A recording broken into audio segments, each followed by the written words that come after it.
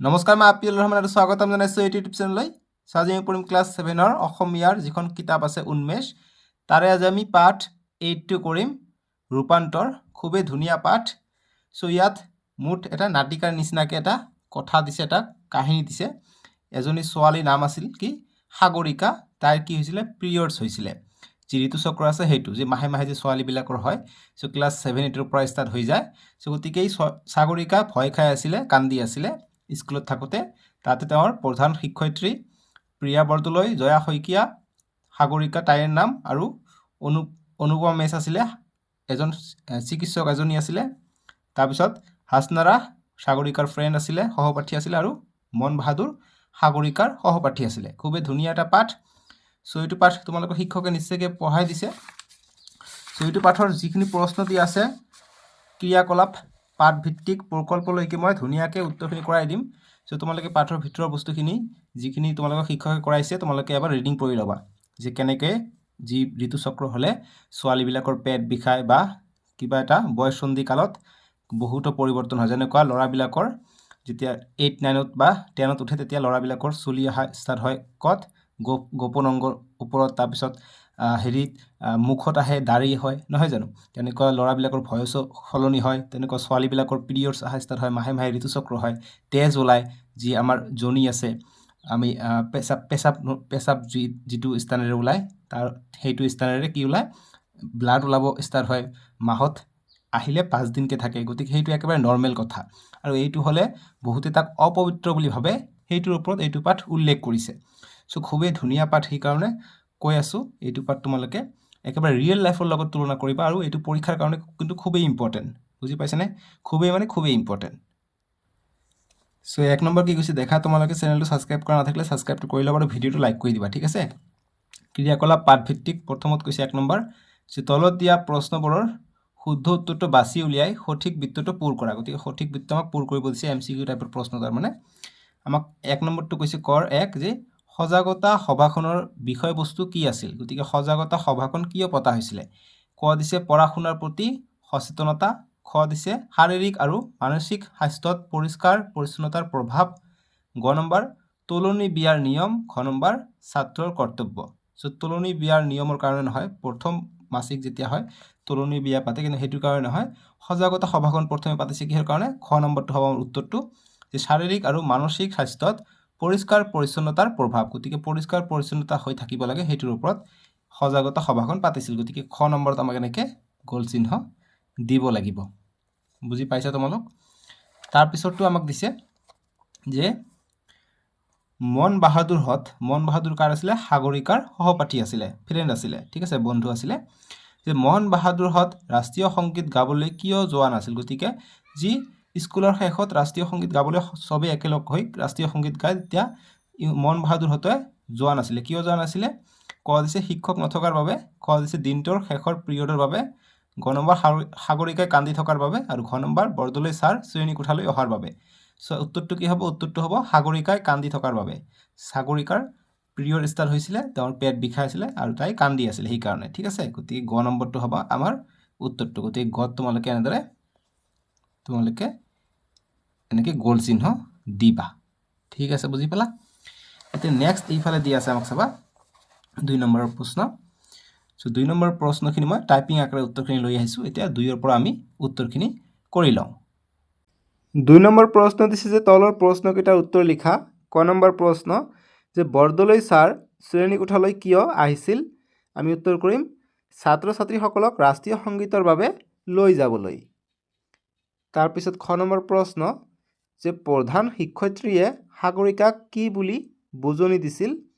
আমি উত্তৰ কৰিম যে প্ৰধান শিক্ষয়িত্ৰীগৰাকীয়ে সাগৰিকাক কৈছিল যে ই এটা প্ৰাকৃতিক নিয়ম, তাইৰ মাকৰো এনে হয় আৰু তেওঁৰো এনে হয়। মানে পিৰিয়ডছ যে হৈছে, যে মাহে মাহে যে ঋতুচক্ৰ যে হয় ছোৱালীবিলাকৰ, গতিকে চবৰে হয় সেইটো কৈছে, যে তোমাৰ মাৰো হয়, মোৰো হয়, তোমাৰো হৈছে, তোমাৰ জাষ্ট আৰম্ভণি হৈছে। বুজি পাইছেনে? সেইকাৰণে ক্লাছ 7-8ত আৰম্ভণি হৈছে ছোৱালীবিলাকৰ ক্ষেত্ৰত অকল পিৰিয়ডছটো। তাৰপিছত গ নম্বৰ প্ৰশ্ন দিছে যে আমি নীতি নিয়ম মানিব লাগে, কিন্তু অযুক্তিকৰ নীতি নিয়মে আমাৰ ক্ষতি কৰে। এই কথাষাৰ কোনে কাক কৈছিল। ইম্পৰ্টেণ্ট প্ৰশ্ন। আমি উত্তৰ কৰিম এই কথাষাৰ শিক্ষয়িত্ৰীগৰাকীয়ে সাগৰিকাৰ মাকক কৈছিল?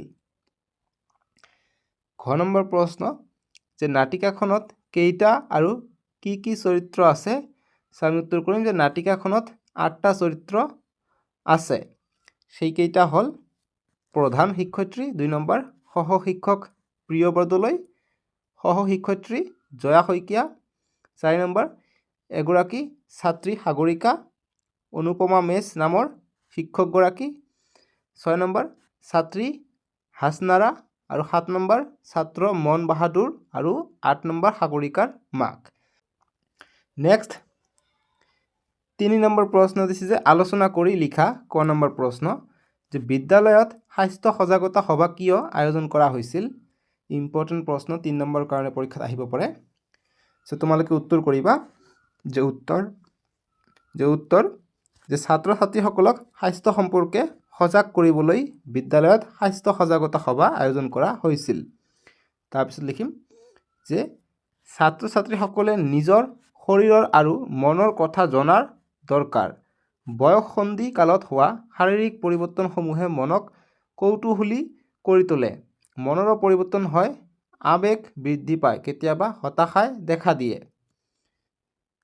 তাৰপিছত লিখিম যে কিছুমান সমস্যাই দেখা দিয়ে, গতিকে হতাশাই দেখা দিয়ে, কিছুমান সমস্যাই দেখা দিয়ে, গতিকে এই অৱস্থাত কি কৰা উচিত আৰু পৰিষ্কাৰ পৰিচ্ছন্নতাৰ কিমান বেছি প্ৰয়োজন, এইবোৰ কথা অৱগত কৰাবলৈ সভাখন পতা হৈছিল।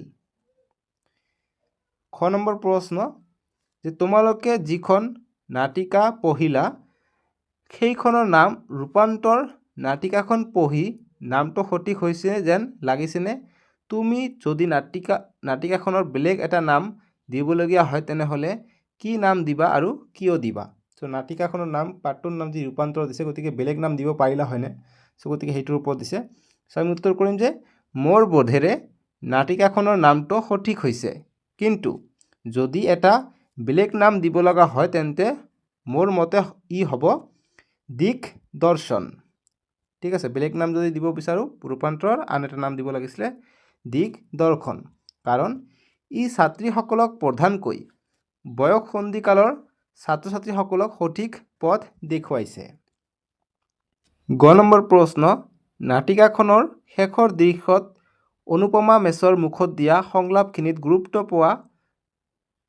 পোৱা 4টা দিশৰ বিষয়ে লিখা। গতিকে আমি উত্তৰ কৰিম যে অনুপমা মেছৰ সংলাপৰ 4টা গুৰুত্বপূৰ্ণ দিশ। 1 নম্বৰ যে আমাৰ শৰীৰ আৰু মনৰ কথা আমি জানিব লাগে। তাৰপিছত 2 নম্বৰ যে বয়সন্ধিকালে মানুহক কৌতূহলী কৰি তোলে। 3 নম্বৰ যে বয়সন্ধিকালত শাৰীৰিক পৰিৱৰ্তনৰ লগত মানসিক আৰু আৱেগিক পৰিৱৰ্তনো হয়। আৰু 4 নম্বৰ যে সুস্থ হৈ থাকিবলৈ পৰিষ্কাৰ পৰিচ্ছন্নতা দৰকাৰী। অন্ধবিশ্বাসৰ বশৱৰ্তী নহৈ চিকিৎসকৰ পৰামৰ্শ লৈ ৰোগৰ পৰা আঁতৰি থাকিব লাগে। এতিয়া আমাক ঘ নম্বৰ প্ৰশ্ন দিছে যে নাটিকাখনে সমাজলৈ কি বাৰ্তা দিছে? আমি উত্তৰ কৰিম যে স্বাস্থ্য প্ৰণালীৰ ক্ষেত্ৰত সচেতন নহ'লে বিভিন্ন বেমাৰে আক্ৰমণ কৰিব। সঠিক সময়ত লাভ কৰা চিকিৎসা পৰিচৰ্যা আৰু ঔষধে আক্ৰান্ত লোকক সুস্থ কৰি তোলে। অযুক্তিকৰ পুৰণিকলীয়া নীতি নিয়মক খামোচ মাৰি ধৰি থাকিব নালাগে। এতিয়া 4 নম্বৰ প্ৰশ্ন দিছে যে তলত দিয়া সংলাপসমূহৰ লগত সঠিক চৰিত্ৰসমূহ মিলোৱা। গতিকে কোনটো সংলাপে কোনে কৈছে সেইটোৰ লগত আমাক মিলাব কৈছে। ঠিক আছে, আমাক কৈছে যে লেঠা কি লেঠা লগালে আকৌ। গতিকে এইটো কথা কোনে কৈছিলে? এইটো কথা কৈছিলে প্ৰধান শিক্ষয়িত্ৰীগৰাকী কৈছিলে।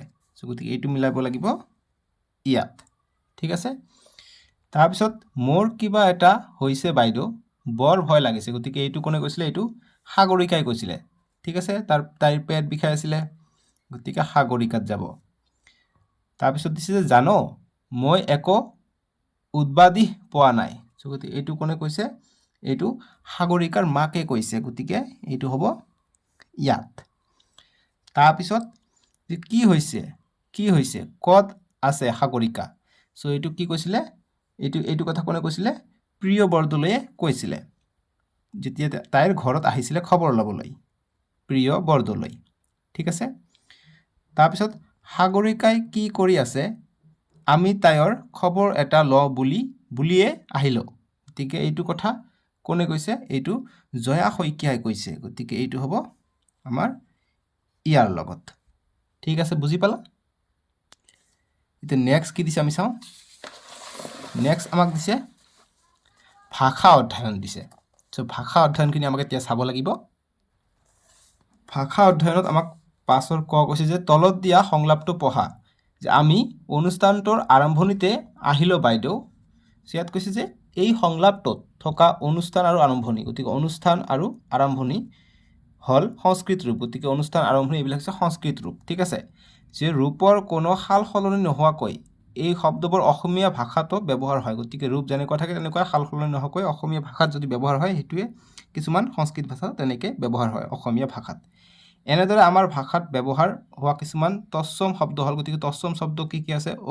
অংগ, অগ্নি, আকাশ, ঈশ্বৰ, উত্তৰ, ঐক্য, স্নেহ, ঔষধ, কবি, ক্ৰোধ, গগন, গীত, জীৱন, ব্ৰত, তৃণ, বাৰ্তা, দান, নক্ষত্ৰ, পত্ৰ, ফল, বৃক্ষ, ভক্তি, শক্তি আদি।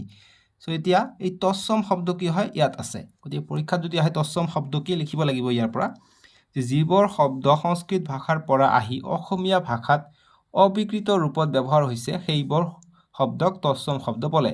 চ' সংস্কৃত ভাষাৰ পৰা আহিছে তৎসম শব্দবোৰ আৰু অসমীয়াত একো বিকৃত নঘটাকৈ তাতে এড হয়, যোগ হয়, তাকে তৎসম শব্দ বোলে।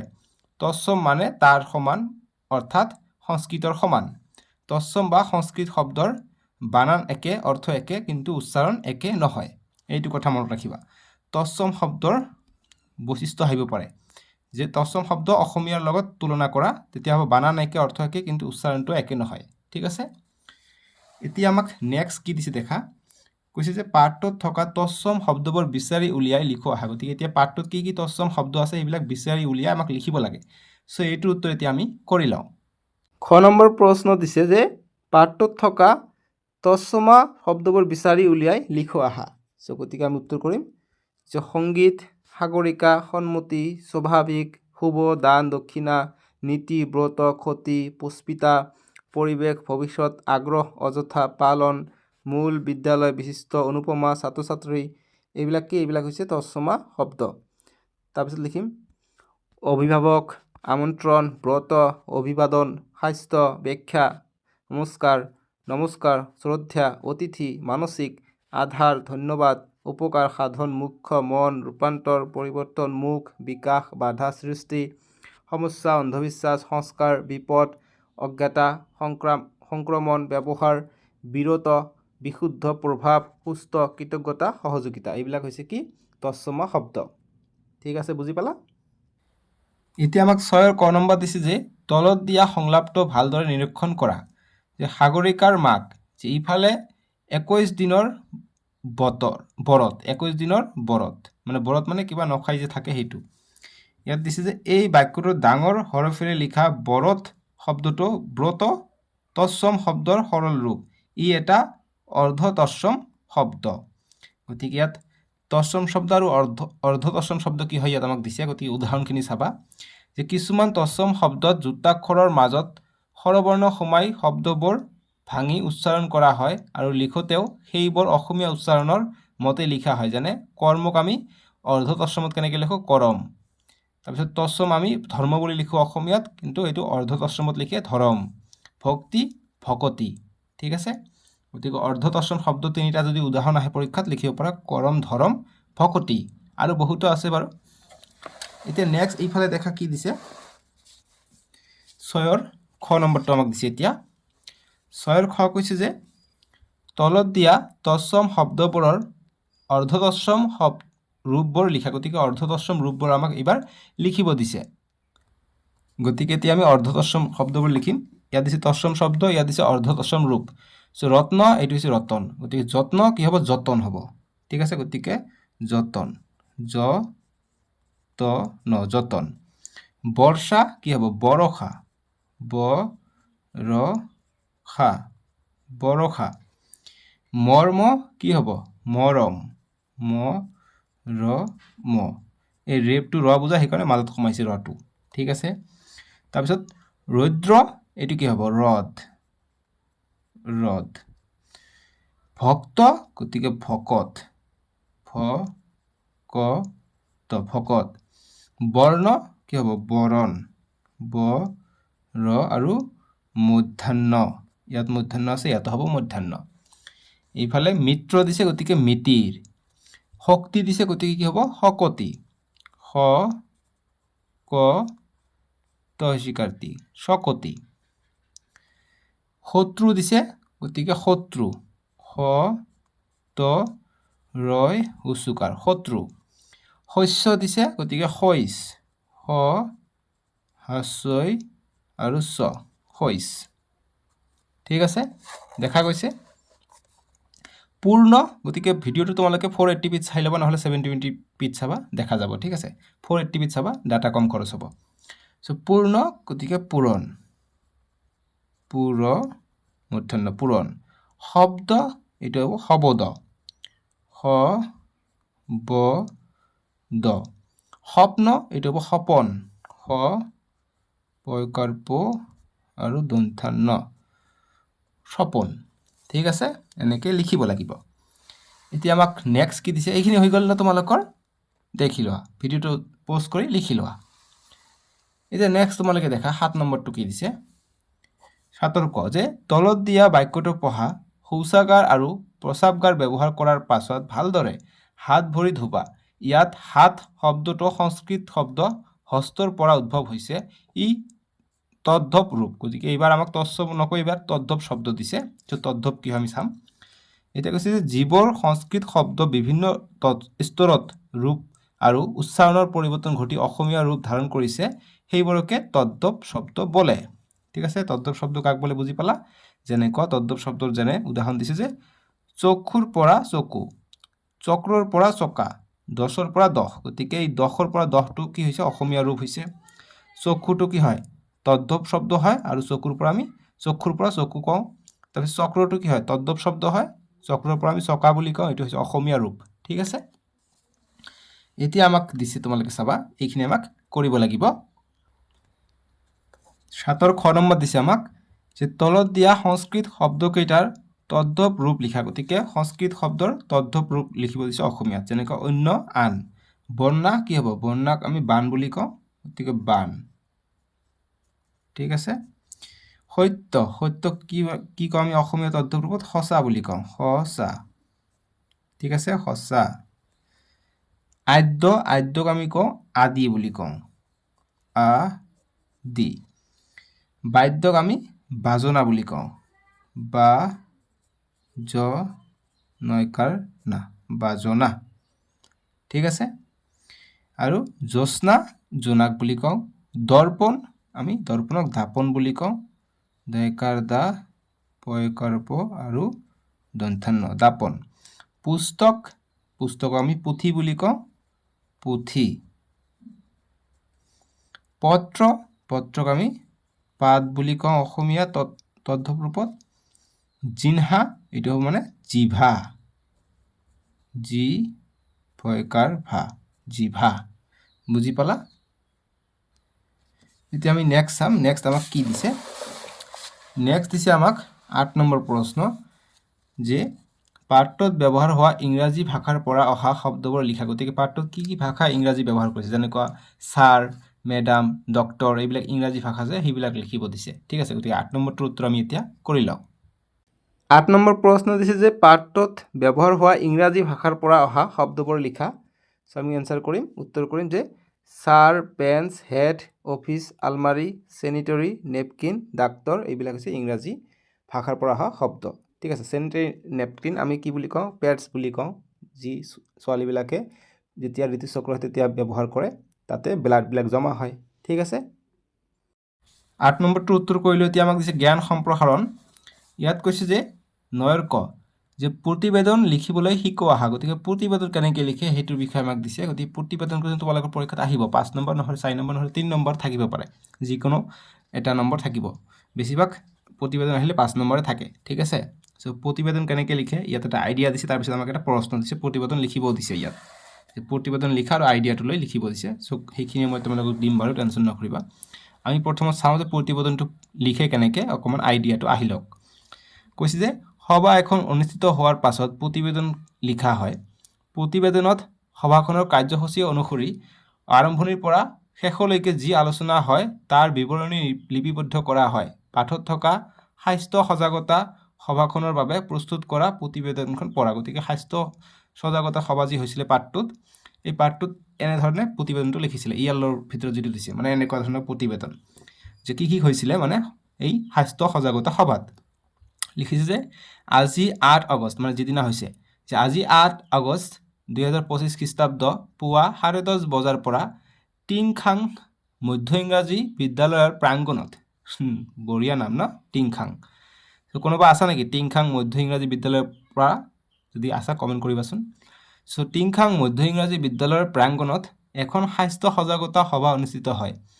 সভাখন পৰিচালনা কৰে বিদ্যালয়ৰ প্ৰধান শিক্ষয়িত্ৰীয়ে। সহ শিক্ষয়িত্ৰী জয়া শইকীয়া সভাৰ উদ্দেশ্য ব্যাখ্যা কৰে। তেওঁ মুখ্য অতিথি ডাক্তৰ অনুপমা মেছক আদৰণি জনোৱাৰ লগতে সকলোৰে লগত তেওঁক চিনাকি কৰাই দিয়ে। চিকিৎসক মেছে বয়সন্ধিৰ সময়ত হোৱা শাৰীৰিক আৰু মানসিক পৰিৱৰ্তন সম্পৰ্কে আলোচনা কৰে। সকলো কথা মুকলিকৈ আলোচনা কৰিবলৈ তেওঁ ছাত্ৰ ছাত্ৰীক আহ্বান জনায়। অযুক্তিকৰ পুৰণিকলীয়া নীতি নিয়ম মানি স্বাস্থ্যৰ হানি নকৰিবলৈ তেওঁ ছাত্ৰ ছাত্ৰীৰ অভিভাৱক সকলকো উপদেশ দিয়ে। সভাখনত ছাত্ৰ ছাত্ৰীসকলে সক্ৰিয়ভাৱে অংশগ্ৰহণ কৰে। বহু নজনা কথা শিকাৰ সুযোগ লাভ কৰাৰ বাবে বিদ্যালয় কৰ্তৃপক্ষ আৰু মাতৃগোটৰ সদস্যই ডাক্তৰ অনুপমা মেছক কৃতজ্ঞতা জ্ঞাপন কৰে। সভাৰ অন্তত প্ৰিয় বৰদলৈয়ে সকলোলৈ শলাগৰ শৰাই আগবঢ়ায়। প্ৰধান শিক্ষয়িত্ৰীয়ে সভাত উপস্থিত থকা সকলোকে ধন্যবাদ জনাই সভা ভংগৰ ঘোষণা কৰে। গতিকে সভা এখন হ'লে কোনে কি কৰে সেইটোৰ ওপৰত আমাক কৰিব লাগে প্ৰতিবেদন। এতিয়া আমাক ইয়াৰ ওপৰত এটা প্ৰশ্ন দিছে যে প্ৰতিবেদন লিখা। প্ৰতিবেদন এইবাৰ তোমালোকক লিখিব দিছে। আমাক কৈছে যে তোমালোকৰ বিদ্যালয়ত শিক্ষক দিৱস উপলক্ষে এখন সভা অনুষ্ঠিত কৰা হৈছে। গতিকে 5 ছেপ্টেম্বৰ শিক্ষক দিৱস পালন কৰা হয়, সেই উদ্দেশ্যে আমাক দিছে সভা অনুষ্ঠিত কৰা হৈছে। সভাখনৰ কাৰ্যসূচীখন তলত দিয়া হ'ল। গতিকে কাৰ্যসূচী দিছে, এইমতে আমাক এটা প্ৰতিবেদন লিখিব লাগে।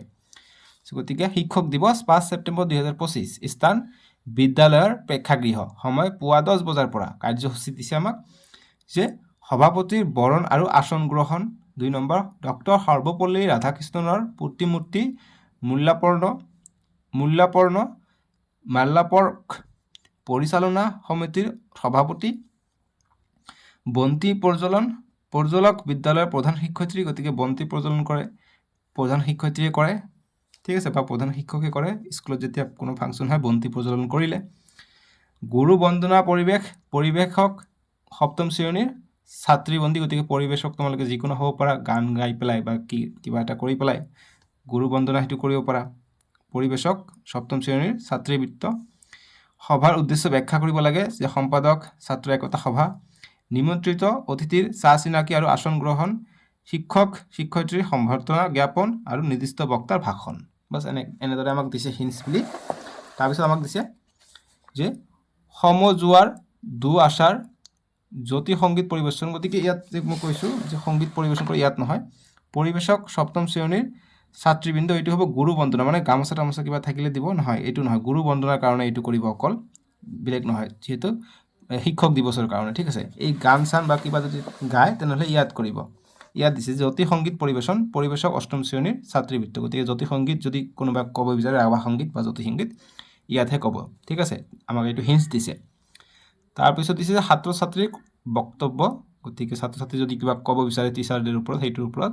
শিক্ষক শিক্ষয়িত্ৰীৰ আচাৰ। গতিকে শিক্ষক শিক্ষয়িত্ৰীয়ে যদি কিবা ক'ব বিচাৰে সেইটো ক'ব। সভাপতিৰ বক্তব্য আৰু মন্তব্য। শলাগৰ শৰাই সম্পাদক সংগীত বিভাগ। ছাত্ৰ একতা সভা, জাতীয় সংগীত পৰিৱেশন। সভা ভংগ কৰি দিছে, মানে এইখিনিৰ ওপৰত আমাক লিখিব লাগে। এতিয়া আমাক কৈছে যে এই কাৰ্যসূচী অনুসৰি সভাখনৰ এখন প্ৰতিবেদন প্ৰস্তুত কৰা। গতিকে এতিয়া আমাক প্ৰতিবেদন লিখিব দিছে। এইটো মই টাইপিং আকাৰে আনিছোঁ। এতিয়া আমি প্ৰতিবেদনটো চাই লওঁ উত্তৰ হিচাপে। গতিকে আমাক যে কৈছে যে এই কাৰ্যসূচী অনুসৰি সভাখনৰ এখন প্ৰতিবেদন প্ৰস্তুত কৰা। আমি উত্তৰ কৰিম যে আজি 5 ছেপ্টেম্বৰ 2025 ইংৰাজী তাৰিখে মংগলদৈ মজলীয়া বিদ্যালয়ৰ প্ৰেক্ষাগৃহত পুৱা 10 বজাৰ পৰা বৰ্ণাঢ্য কাৰ্যসূচীৰে শিক্ষক দিৱস উপলক্ষে এখন সভা অনুষ্ঠিত কৰা হয়।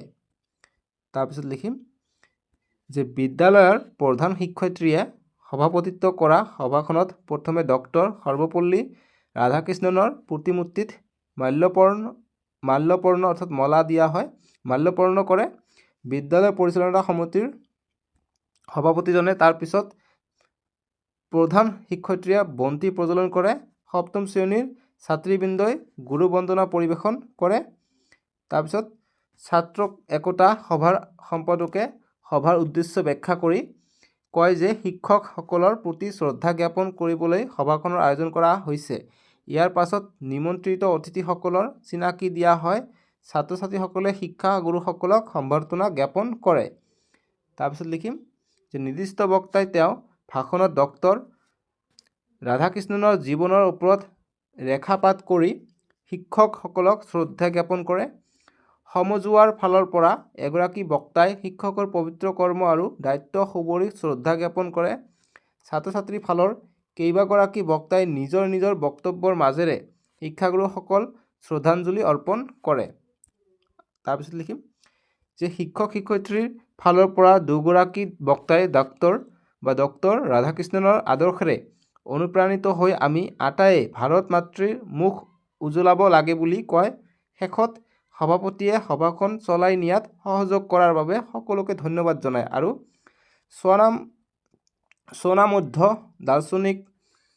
স্বনামধন্য দাৰ্শনিক পণ্ডিত শিক্ষাবিদ ডক্টৰ ৰাধাকৃষ্ণনৰ আদেশেৰে অনুপ্ৰাণিত হ'বলৈ সকলোলৈ আহ্বান জনায়। ছাত্ৰ একতা সভাৰ সংগীত বিভাগৰ সম্পাদকো শলাগৰ শৰাই আগবঢ়ায় আৰু শেষত জাতীয় সংগীতেৰে সভাৰ সামৰণি পেলোৱা হয়। ইমানখিনি লিখিবা। হৈ গ'ল প্ৰতিবেদন প্ৰস্তুত কৰা। এতিয়া আমাক দিছে প্ৰকল্প 10 নম্বৰ যে তোমালোকে পাঠ্যপুথিত বা অন্য কিতাপত পোৱা বিভিন্ন তৎসম, অৰ্ধতৎসম আৰু তদ্ভৱ শব্দৰ প্ৰতিটোৰে কমেও 8টাকৈ এখন তালিকা প্ৰস্তুত কৰা আৰু শ্ৰেণীকোঠাত দেখুওৱা। গতিকে তৎসম শব্দ আমাক 8টাকৈ লিখিব দিছে। এটা দিছে স্নেহে, 1 2 3 4 5 6 7 আৰু 7টা লিখিব লাগে। চ' স্নেহ আছে তৎসমত। তাৰপিছত আকাশ আছে, আকাশ, ঠিক আছে, আকাশ মই স্ক্ৰীনৰ তলতো উঠাই দিম যদি ইয়াত দেখা নাই। আকাশ আছে। তাৰপিছত ঈশ্বৰ আছে, ঈশ্বৰ, ঠিক আছে। তাৰপিছত গগন, গ আৰু মূৰ্ধন্য গগন। তাৰপিছত আমি জীৱন লিখিব পাৰোঁ, জীৱন তৎসম, জীৱন। তাৰপিছত আমি বৃক্ষ লিখিব পাৰোঁ, বৃক্ষ যুক্ত খ, বৃক্ষ। তাৰপিছত ফল লিখিব পাৰোঁ, ফল ফুল। তৃণ লিখিব পাৰোঁ, তৃণ। এইবিলাক হৈছে তৎসম শব্দ। এইটো হৈছে আকাশ, ঠিক আছে, আকাশ। এতিয়া আমাক লাগে অৰ্ধতৎসম লিখিব লাগে। গতিকে স্নেহ দিয়া আছে, গতিকে স্নেহ মৰম।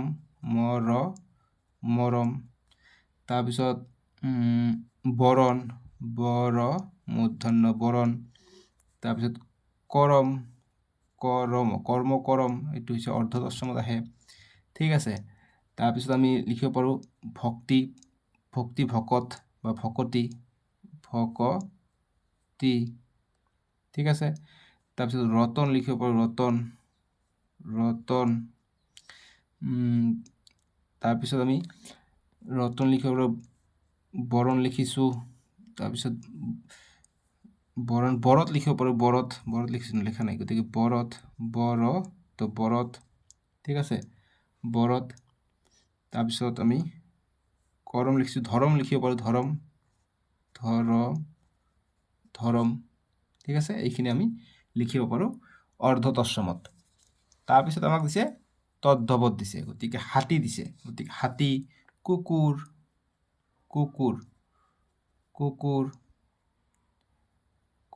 ঠিক আছে। তাৰপিছত বান, তাৰপিছত চকু তদ্ভৱত আহিব। তাৰপিছত কাণ, কৰ্ণ, কাণ আহিব তদ্ভৱত, ঠিক আছে। নাক, তাৰপিছত চকা, চক্ৰৰ পৰা আহিছে তদ্ভৱত চকা। তাৰপিছত 10 11 12 এনেকুৱা ধৰণৰ 10, ঠিক আছে। সেইবিলাক বুজি পাইছা?